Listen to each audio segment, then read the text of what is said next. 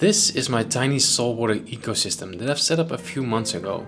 It has all kinds of coral, fish, shrimp and a bunch of other creatures, and in this video I'm going to show you how easy it is to set up and maintain a small saltwater aquarium, and that it doesn't have to cost a fortune. So let's get started.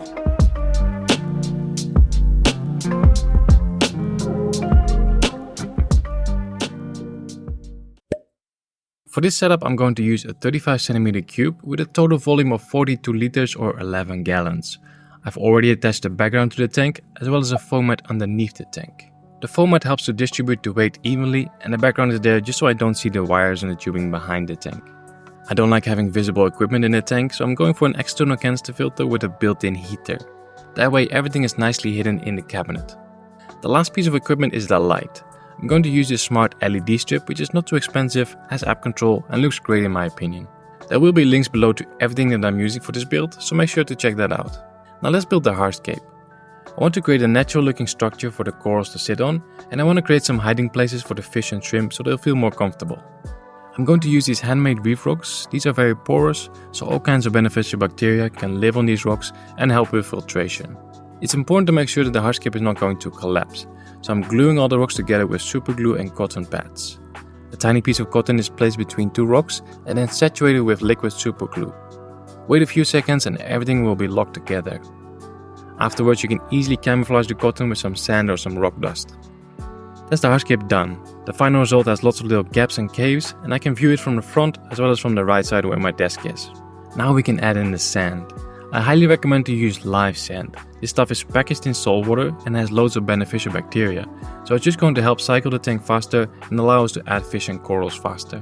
You can add as much or as little sand as you like. I'm going for quite a thick layer because I know the inhabitants that I've planned for this tank will appreciate that. Finally we can add the water. I've made my own salt water by mixing salt with reverse osmosis water, but if you don't have an RO filter, you can buy salt water in most fish shops.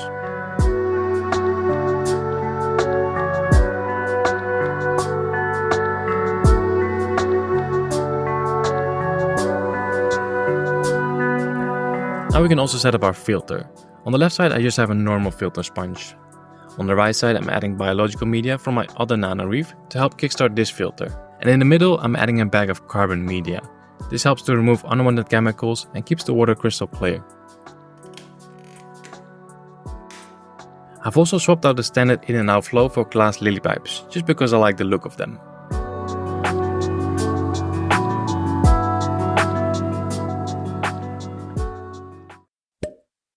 It is now the next day and the tank is looking really good. The water has cleared up and we can take a minute to enjoy the result of our hard work from the day before. I'm going to let the tank settle for a few more days, and in the meantime I can start thinking about what my first inhabitants are going to be. I'm also going to add some beneficial bacteria every single day to make sure that the tank will be ready soon. 7 days have passed and today is a very exciting day. I'm finally going to add some life to this aquarium. I've ordered 4 different types of macroalgae and 5 different types of soft coral. Macroalgae is very similar to plants in a freshwater aquarium. They're easy to keep, grow quite fast and help soak up excess nutrients. The corals are a little bit more sensitive and stressed from shipping, but in the next few days they will start opening up and showing their beautiful colors. Our little saltwater ecosystem is now 3 weeks old and doing really good. But as you can see, we're starting to get some algae. This is completely normal and part of the startup phase. I'm actually very excited about the algae because it means we can add our cleanup crew. First up we have 2 Babylonian snails and 2 zombie snails. They immediately bury themselves into the sand and that's where they'll spend most of their time. If it wasn't for their siphon sticking out, you wouldn't even know they were in here. Not until dinner time comes around. But even though the snails are great at cleaning the sand, we need some more help with cleaning the tank. So that's why I'm also adding in hermit crabs. These little guys are really fun to watch, and with their tiny claws they will clean every nook and cranny of this aquarium.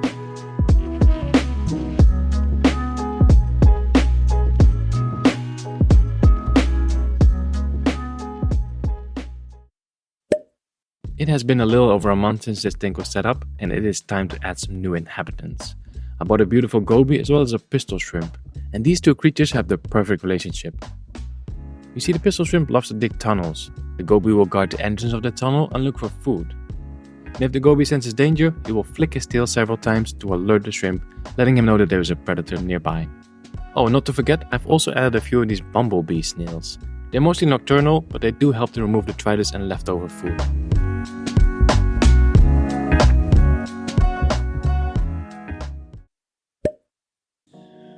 Okay guys, today is a very exciting day. We have a new box, so some new inhabitants.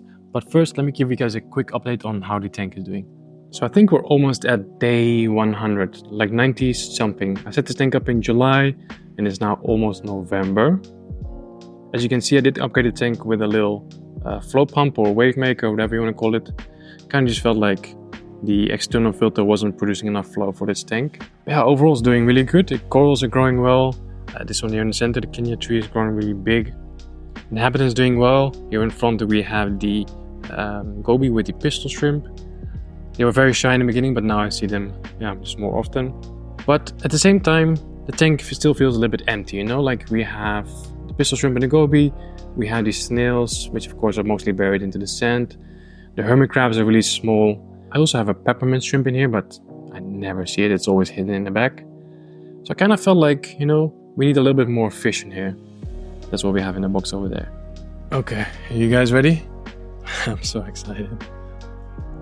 My first ever clownfish. Oh, they're so beautiful. I have two of them. Here's the other one. I'm gonna quickly start acclimating them. In here I have a sea urchin, and in this bag we have a few more snails. Okay guys, they've been acclimating for a little while. I think it's time to release them. Welcome to your new home, guys. Go ahead. I'm so excited. This one's a little bit pale, but let's see how fast they will color up. Of course, they're both just completely stressed out from the journey, so we'll give them a little bit of time.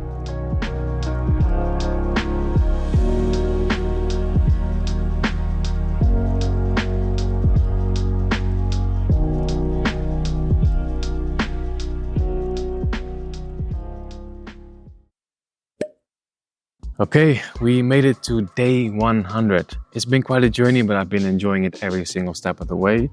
So a couple days ago, we added the two clownfish. Absolutely in love with them. Let me know in the comments if we should give them a name. Normally I don't really name my fish, but maybe for these guys we can make an exception. Then besides the clownfish, I also added in the 6 trogus snails. So these guys are a little bit better at cleaning the glass and cleaning the rocks. And I also added that sea urchin. Really beautiful creature. Might have not been the best idea for this tank because he keeps getting tangled in all the macroalgae. Now from that last order, there was actually one creature missing, which is a cleaner shrimp. Should get delivered tomorrow, so I'll overlay some clips of the cleaner shrimp when he gets here. Now some people might say that this tank is a little bit overstocked. I'm not sure. Right now we have 3 fish, so we have 2 shrimp. Tomorrow we'll have 3 shrimp. Then we have all the snails, the hermit crabs, the sea urchin. In my opinion, it doesn't feel overstocked. Of course, the clownfish do get quite a bit bigger, but also this will not be there forever. I'm already thinking about a bigger saltwater aquarium. So let me know in the comments, do you think that this tank is overstocked, or do you think it's just good as it is?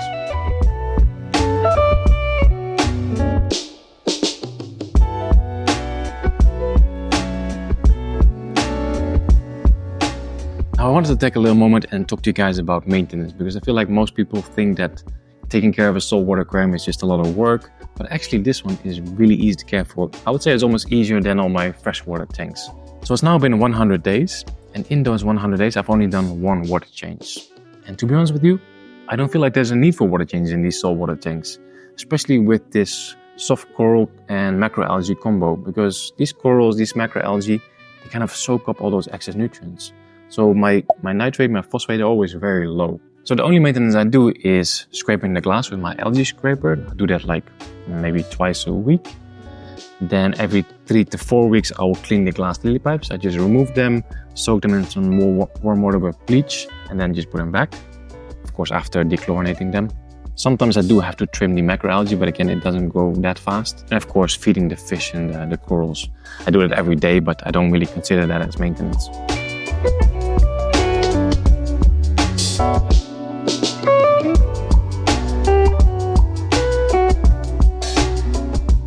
Okay, then lastly, the full cost breakdown. Wasn't sure if I should talk about this because, you know, money is always a bit of a sensitive topic for some people, but I want to be transparent with you guys. I do have to say that this was not meant to be a low budget setup. If I wanted to go for a low budget setup, I wouldn't have added 10 different types of corals, a bunch of different inhabitants, an app controlled light, and app controlled Wavemaker, external canister filter. There are definitely cheaper ways of doing this. But anyway, let's get into it. So the tank itself, this is a optic white rimless cube from a brand called Blau, which was 73 euros on Amazon. The external canister filter, there was a Filter Smart 100, was 130 euros. The light, the Aqualumination Blade Coral Grow, is 180 euros. Again, that's definitely way cheaper lights. Also, these soft corals, they actually don't really need that much light, so you can definitely go for a cheaper light if you wanted to. The Wavemaker. This thing, for some reason, I mean, I got it sponsored, but for some reason this Wavemaker is 200 euros. No idea why it's so expensive. Again, you can find cheaper options online. The live sand was 45 euros. The rocks I still had in my collection, but I just put a smaller box onto the list, which was 85 euros. The glass lily pipes were 45 euros. Then the first order of macroalgae and corals that I placed on day 7, that was a total of 230 euros. Then on day 21, I added some cleanup crew and those 2 feather duster worms. That was a total of 100 euros. And then a couple of days ago, we had the clownfish, the snails and the urchin. It was another 100 euros. And then tomorrow I have the cleaner shrimp coming, which was 17 euros. I'm sure I'm still missing a few things. Just small items, but this comes down to a total of 1,200 euros or roughly $1,300. So of course that's a lot of money, but again, there are cheaper ways of doing this. Also, I didn't spend 1,200 euros all in one go. It was done over the course of 4 months. So then it's 300 euros every month for 4 months. And now you have this beautiful setup that's going to last you for many years to come, you know.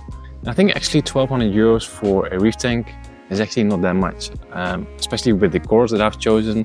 These are very affordable corals, and the prices of some corals are absolutely insane. So yeah, that was the total cost breakdown. Like I said in the beginning of the video, there will be links to everything that I've used in the video description. And I think I'll try to search for cheaper alternatives as well. So if you do want to give this a go, but if you don't want to spend 1,200 euros, then I'll try to find some more affordable options. Yeah guys, I think that's it for now. Day 1 to 100 of this saltwater ecosystem. I'm absolutely loving it. Hope you guys loved this video as well. If you did love it, then don't forget to smash the like button. As always, thanks for watching. See you in the next one.